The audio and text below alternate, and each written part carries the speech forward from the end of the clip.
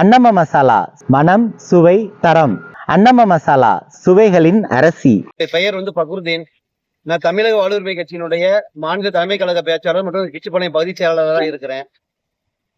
43 சேலத்தை சேர்ந்த 43வது மற்றும் 44வது டிவிஷன்ல மக்கள் சார்ந்த தூய்மை பிரச்சனை சம்பந்தமா நாங்க சேலம் மாநகராட்சியில எழுத்து மூலமான புகார் மனு கொடுத்திருந்தோம். 43வது டிவிஷன்ல பாத்தீங்கன்னா இந்த எல்லிஸ் கார்டன் சொல்லக்கூடிய ஒரு பூங்கா இன்னைக்கு பாத்தீங்கன்னா சமூக விரோதிகளுடைய கூடாரமா மாறி கிடக்குது.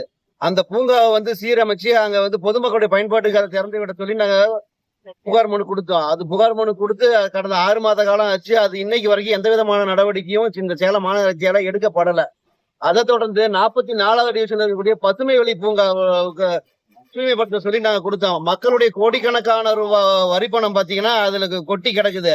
அந்த கோடிக்கணக்கான மக்களுடைய வரிப்பணம் பாத்தீங்கன்னா சமூக விரோதிகளுக்கான செயல்பாட்டுக்கான பயன்பாட்டுக்கு தான் இன்னைக்கு பயன்பட்டு இருக்கு. அதை திறந்து விட சொல்லி அது சம்பந்தமாகவும் 44 டிவிஷன் சம்பந்தமாகவும் நாங்க சேலம் மாநகராட்சி ஆணையாளரை பார்த்து நாங்க புகார் மனு கொடுத்தோம். அந்த புகார் மனுக்கு இது வரைக்கும் எந்த விதமான நடவடிக்கையும் இல்ல. அதை தொடர்ந்து இதே போல மக்கள் பிரச்சனையை தமிழக வாழ்வுரிமை கட்சி தொடர்ந்து எடுத்துட்டு வரதுடைய அடிப்படையில இங்க அதே 44 டிவிஷன்ல கைலாஸ் பிரகாஷ் தியேட்டருக்கு பக்கத்துல இருக்கக்கூடிய ஒரு பொது கட்டண கழிப்பிடம் ஒண்ணு இருக்கு சார்.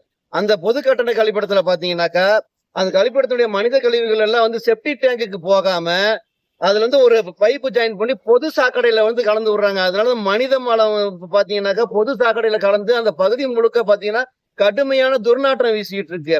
இதனால சுகாதார சீர்கேடு பல நோய் தொற்றுகள் ஏற்படுதுன்னு சொல்லி அது சம்பந்தமாகவும் நாங்க மாநகராட்சி ஆணையாளரை பார்த்து எழுத்து மூலமான புகார் மனு எங்க தமிழக வாழ்வுரிமை கட்சியின் சார்பா கொடுத்தோம். அதுக்கும் இது வரைக்கும் எந்த நடவடிக்கையும் இல்ல. இந்த சேலம் மாநகராட்சி நாங்க கொடுக்கக்கூடிய தமிழக வாழ்வுரிமை கட்சி கொடுக்கக்கூடிய எந்த விதமான மனுவுமே ஆக்கப்பூர்வமான எந்த நடவடிக்கையுமே எடுக்காம கேட்பாரற்று அந்த மனுக்கள்லாம் பாத்தீங்கன்னா அப்படி கிடப்புல போட்டுதான் வைக்கிறாங்க.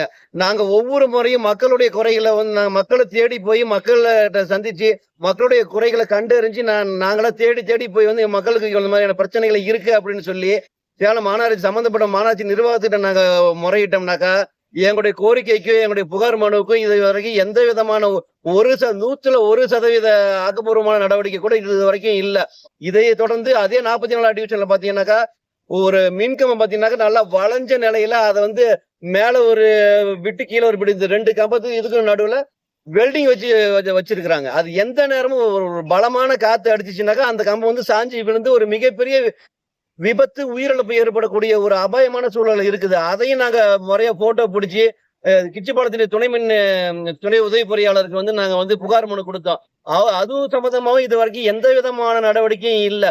நாங்களும் பொறுத்து பார்த்துட்டு கடைசியா இது சம்பந்தமான புகார் மனு மாவட்ட ஆட்சியரை நேர்ல பார்த்து இது சம்பந்தமான புகார் மனு கொடுத்து அவங்களாச்சும் சம்பந்தமான நடவடிக்கை எடுக்கணும் அப்படிங்கறது தான் தமிழக வாழ்வுரிமை கட்சியினுடைய ஒரு பணிவான வேண்டுகோளை நாங்க முன்வைக்கிறோம். உங்க பேருங்க சார்? என் பேரு பக்ருதீன்.